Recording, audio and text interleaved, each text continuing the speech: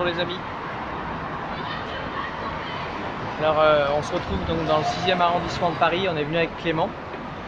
C'est par rapport aux récents événements qui sont arrivés ce samedi et aussi vendredi soir et plus récemment aujourd'hui.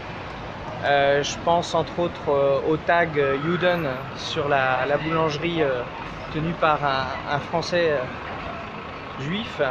Je pense aux casseurs qui ont réussi à prendre la manifestation de Paris sous leur tutelle.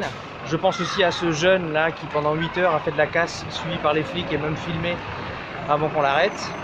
Tout ça pour dire que avec les gilets jaunes constituants, avec un certain nombre de gilets jaunes, on est clair sur le fait que le problème numéro 1 en France, c'est l'oligarchie. Et l'oligarchie, hier comme aujourd'hui, a toujours fonctionné sur le principe de diviser pour mieux régner. Alors on est venu aujourd'hui devant la statue de Alfred Dreyfus, d'un grand patriote, parce que rappeler une chose fondamentale, c'est que ce qui nous unit, ce qui fait qu'on est français, c'est un mec qu'on sert la patrie, qu'on sert les générations futures, les enfants, les petits-enfants et les futurs enfants qu'on n'a pas encore.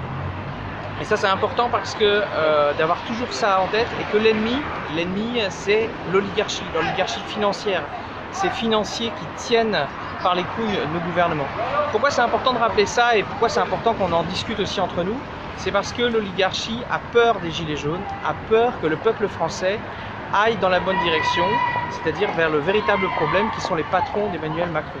Parce que si Macron demain tombe, ce que nous souhaitons tous, le problème c'est qu'il sera remplacé par quelqu'un qui servira à un même système. Donc il faut remettre en cause le système.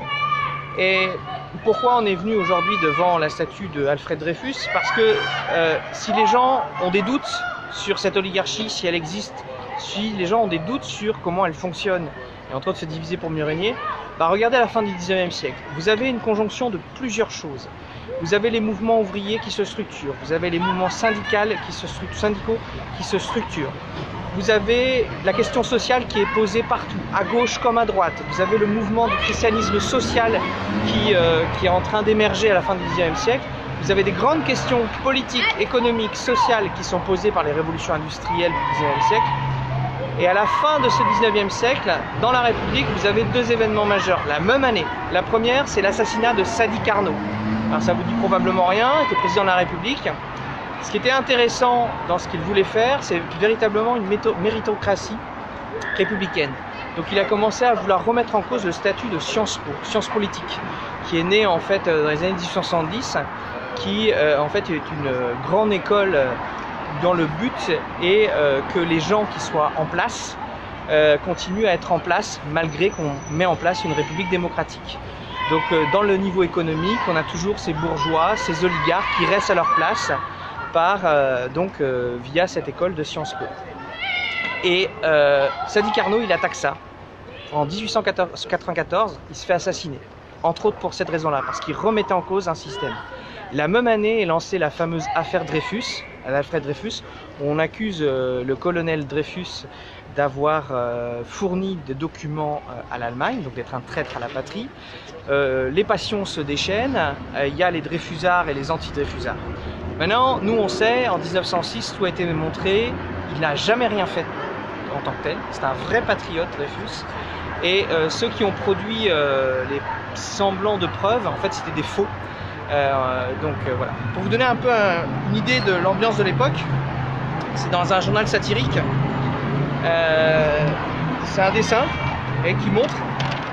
Ça c'est le principe de la guerre civile, vous voyez. Un dîner de famille, en famille. Donc en haut vous avez le père de famille qui explique à toute la famille qu'on ne va pas parler de l'affaire Dreyfus.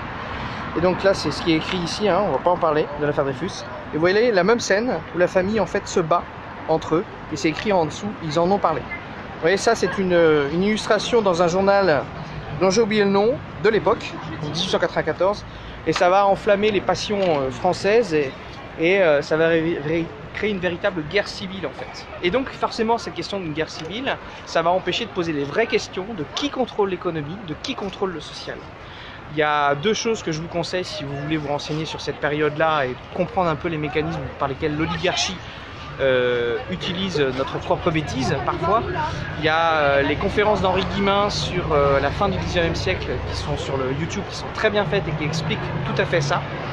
Vous avez aussi un article sur solidaritéprogrès.org sur l'affaire Dreyfus et qui montre entre autres le rôle d'agents étrangers pour déstabiliser notre pays. Donc voilà.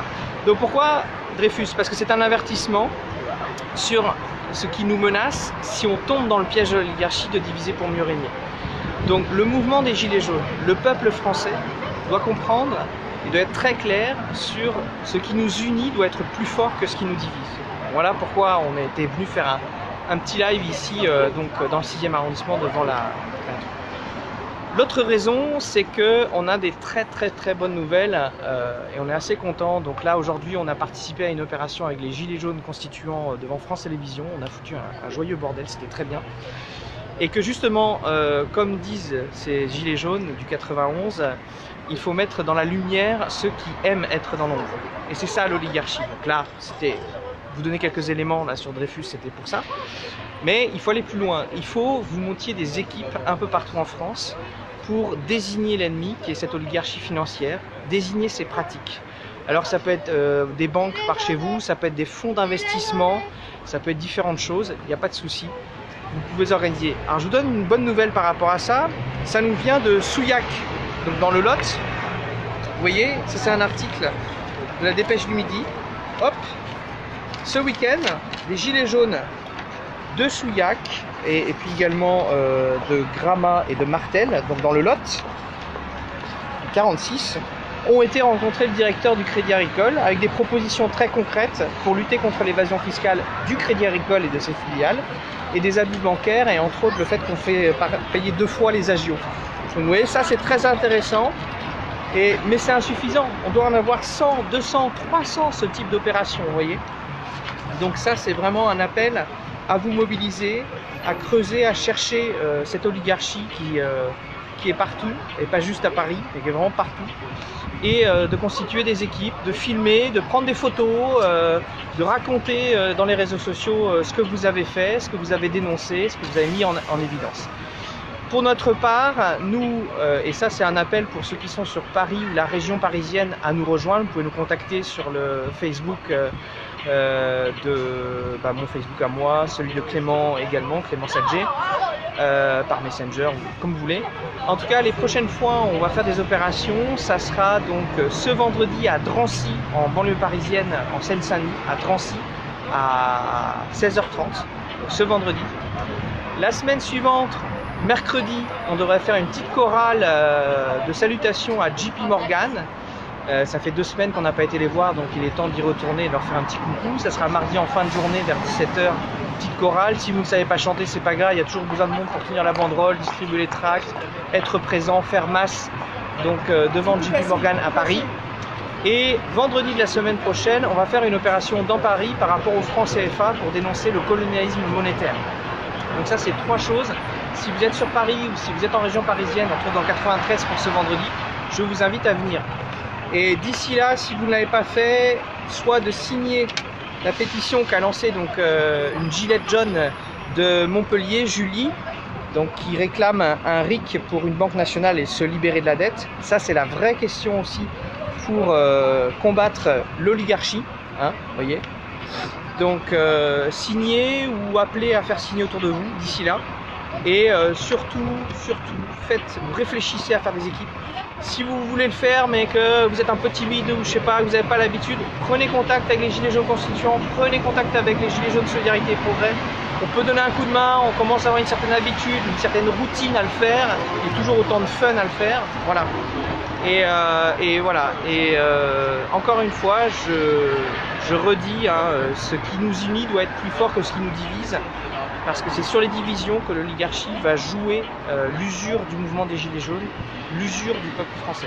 Et c'est aussi sur ça que Macron compte. Donc on n'autorise pas ça. Et donc c'est pour ça qu'on était venu aujourd'hui devant la statue donc, de Dreyfus, grand patriote.